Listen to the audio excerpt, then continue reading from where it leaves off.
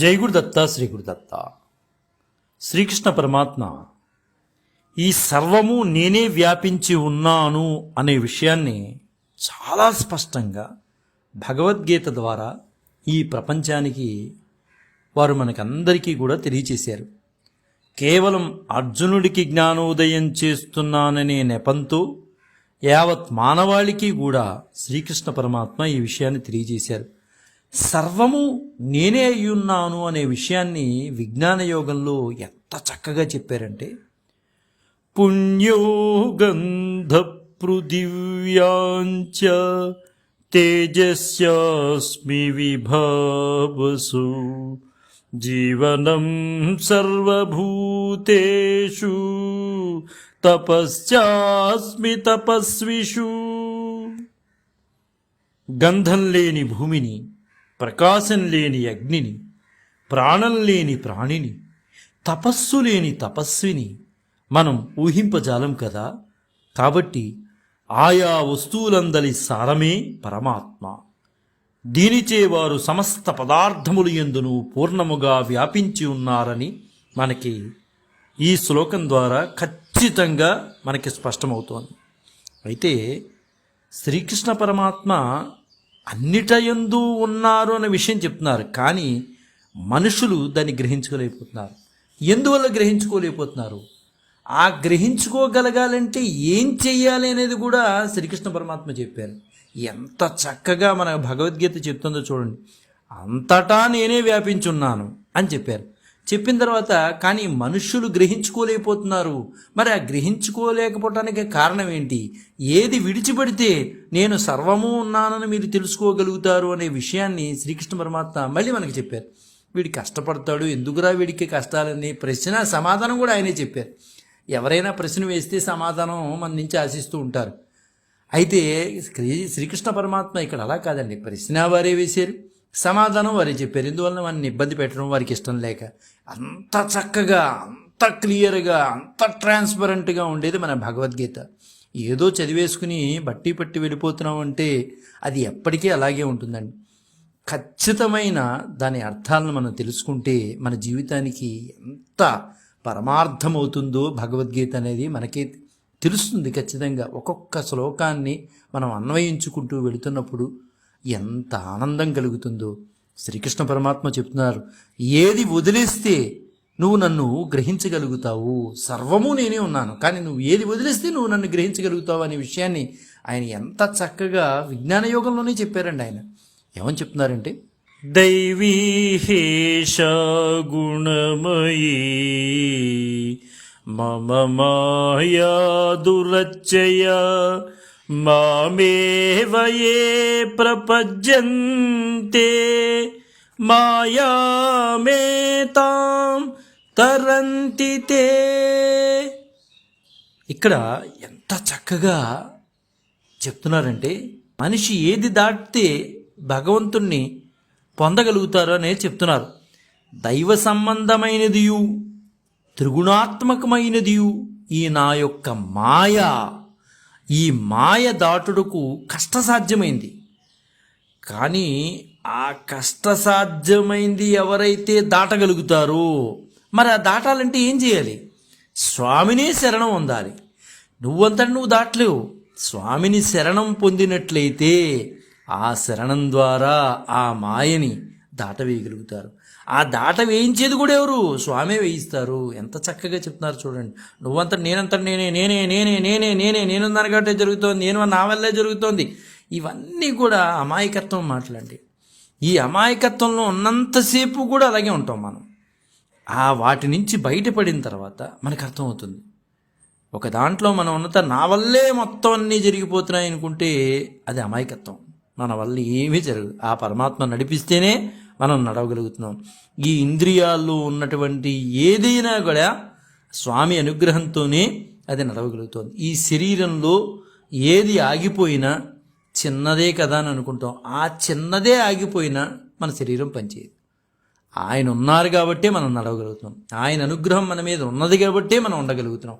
ఇది అర్థం చేసుకోకుండా స్వామివారు నా మీద అనుగ్రహం లేదు, నాకేమీ ఇవ్వట్లేదు, నాకేమీ చూడట్లేదు, నన్ను ఎందుకు పట్టించుకోవట్లేదు స్వామి అని మనం మనుషులం కదండి అనుకుంటూ ఉంటాం. కానీ స్వామి అలాంటి వాటికే నవ్వుకుంటూ ఉంటారు. నా యొక్క మాయను దాటాలి. ఆ మాయ దాటడం అంత ఈజీ కాదు, చాలా కష్టసాధ్యమైంది. ఎవరైతే ఆ మాయను ఎలా దాటగలుగుతారు? నన్ను శరణముంది పట్టుకుంటారు, వారిని ఆ మాయ నుండి నేను బయటపడేస్తాను. ఎప్పుడైతే ఆ మాయ నుండి నేను బయటపడేశానో ఖచ్చితంగా నేనంటే ఏంటో వారికి తెలుస్తుందని చాలా సుస్పష్టంగా శ్రీకృష్ణ పరమాత్మ మనకి అంతా కూడా చెప్పారండి. అంతటా హృదయమే నేను నిండి ఉన్నాను అని చెప్పేసి చెప్తున్నారు. నిద్రలో అశాంతి లేదని తెలుస్తుంది, కానీ శాంతి స్వరూపం ఏమిటో తెలియటం లేదుగా మనకి. నిద్ర వల్ల సుషుప్తి స్థితి తెలియనట్లే పగలు కోరికల వలన జాగృత స్థితి తెలియడం లేదు. ఒక్కసారి స్వస్థితి తెలిస్తే గాని ప్రతి అవస్థలో ఉన్న శాంతి ఏమిటో తెలియదు. ఆధ్యాత్మిక సాధన అంతా మన స్వస్థితిని తెలుసుకోవడానికే. అది తెలిసేందుకు మనస్సు నిమ్మళించాలి. ప్రభావాలకు ప్రలోభాలకు లోను కాని మనస్సును మనమే సంపాదించుకోవాలి. అది ఎవరి వల్ల రాదండి, మన వల్లనే వస్తుంది. ఒక ప్రభావానికి ప్రలోభానికి వెళ్లకుండా మనసు ఉన్నట్లయితే ఆ మనసు ఎలా వస్తుంది? మనం అదుపు చేసుకోవాలి, ఆ కళ్యాన్ని గట్టిగా పట్టుకోవాలి. మనని ప్రభావితం చేసేవి సుఖదుఖాలు, అవి మేఘాలు లాంటివి, ఏవి నిలబడవండి. ఇవాళ నాకు నా జీవితం అంతా కష్టాలే అంటే అది అబద్ధం. సుఖం కూడా ఉంటుంది. అవి మేఘాలు లాంటివి వస్తూ ఉంటాయి, పోతూ ఉంటాయి. వాటి కోసం మనం భయపడి మన ప్రాణత్యాగాలు చేసేయకూడదు. శాంతి సూర్యుని వంటిది, సర్వకాల సర్వావస్థల్లో అది వెలుగొందుతూనే ఉంటుంది ఆ శాంతి. మనం ఇప్పుడు దైవాన్ని అడిగేవన్నీ సంసారంలో భాగమైనవే కదా. మనం ఏం అడుగుతున్నాం ఒక్కసారి మనం ఆలోచించుకోండి. మనం ఏం అడుగుతున్నాం? నాకు డబ్బులు కావాలి, అది సంసారానికి సంబంధించిందే కదా. నాకు ఉద్యోగం కావాలి, సంసారానికి సంబంధించిందే కదా. ఏది అడుగుతున్నాం ఒక్కసారి ఆయన గురించి మనం ఏమైనా అడుగుతున్నామా?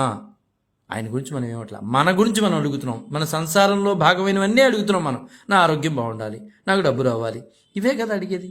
ఆయన ఎందుకు తీరుస్తున్నారంటే, ఎందుకు తీరుస్తున్నారు అవి? నీ గురించి అన్నీ అడుగుతున్నప్పుడు ఆయన గురించి నువ్వేం అడగట్లా. స్వామి మీరు ఎలా ఉన్నారని అడుగుతున్నావా? అడగట్లా. నా గురించి, నాకు డబ్బు రావాలి, నా ఉద్యోగం బాగుండాలి, నా వ్యాపారం బాగుండాలి, నేను బాగుండాలి, నా పిల్లలు బాగుండాలి, నా సంసారం బాగుండాలి, ఇవి అడుగుతున్నాం స్వామిని. స్వామి మీరు ఎలా ఉన్నారు స్వామి అని మనం అడుగుతున్నాం? అడగట్లా. కానీ ఆయన ఎందుకు తీస్తున్నారు మీకు ఇవన్నీ కూడా? ఆయనలో భాగం కాబట్టి, మనలో ఆయన ఉన్నారు కాబట్టి, సాధనలో ఉన్నా సంసారంలో ఉన్నా అన్నిటా నువ్వు శాంతిగా ఉండమని దైవబోధన మనకి చెప్తోంది. ఈ దైవబోధ అంతా కూడా ఏం చెప్తోంది? సాధనలో ఉన్నా సంసారంలో ఉన్నా అన్నిటా నువ్వు శాంతిగా ఉండమనే చెప్తోంది. దైవాన్ని తెలుసుకోవాలంటే మనం చెయ్యాల్సిందల్లా ఒక్కటే, మనకి శాంతిని దూరం చేసే దాన్ని మనం దూరం చేసుకుంటే చాలు. భగవంతుడి యొక్క ధ్యానం, భగవంతుని తెలుసుకోవాలి అంటే మనం ఏం చేయాలి? మనకి శాంతిని దూరం చేసేదాన్ని ముందు మనం దూరం చేసేయాలి. ఏది మనకి శాంతినిస్తుందో తెలియడమే వివేకం. మన ఆధ్యాత్మిక సాధనలో వివేకం అంటే ఎంత చక్కగా చెప్పారు చూడండి. మనకి శాంతిని ఏదైతే ఇస్తుందో తెలుసుకోవడమే వివేకం, దాన్ని అనుసరించడమే జీవితానికి సార్థకం. గాఢ నిద్రలో మనం ఎలానూ దైవంతోనే ఉంటున్నాం. అశాంతిని దూరం చేసుకున్న మనస్సు మనం చేసిన మంచి చెడు ఫలితాలను శాంతిగా అనుభవిస్తూ మెలకువలోనూ దైవంతోనే ఉంటుంది. మనిషి కోరుకునే సుఖం అంతా మనస్సు సాధించే స్పష్టతపైనే ఆధారపడి ఉంటుందండి. ఇది మాత్రం మనం గ్రహించాల్సిన విషయం. మనిషి కోరుకునే సుఖం అంతా ఎందులో ఉంటుంది? మనస్సు సాధించే స్పష్టతపైనే ఆధారపడి ఉంటుంది. స్పష్టత లేకుండా మనం పొందే సుఖాన్ని దుఃఖం వెన్నంటి ఉంటుంది. ఏ స్పష్టత లేకుండా ఉన్నవాడు సుఖాన్ని దుఃఖం వెన్నంటే ఉంటుంది. స్పష్టతతో సాధించే శాంతిలో దుఃఖస్పర్శ లేని శాశ్వత సుఖం ఉంటుంది. మనసు స్పష్టత పెరిగే కొద్దీ సున్నితత్వం, ధైర్యం, క్షమ, సహనం, ప్రేమ గుణాలు పెరుగుతాయి. ఇవన్నీ కూడా మనం ఏమవుతే అనుకున్నామో, మనసు స్పష్టత పెరిగిన కొద్దీ సున్నితత్వం, ధైర్యం, క్షమ, సహనం, ప్రేమ గుణాలు ఇవన్నీ ఎప్పుడైతే పెరిగాయో ఖచ్చితంగా అవే మనల్ని దైవానికి దగ్గర చేస్తుంది. అలా దైవానికి దగ్గర అవడానికి మనందరం కూడా ప్రయత్నం చేద్దాం. జై గురుదత్త, శ్రీ గురుదత్త, శ్రీపాద శ్రీవల్లభ చరణదాసుడు, మానికొండ రాజశేఖర శర్మ, రాజమహేంద్రవరం. స్వస్తి.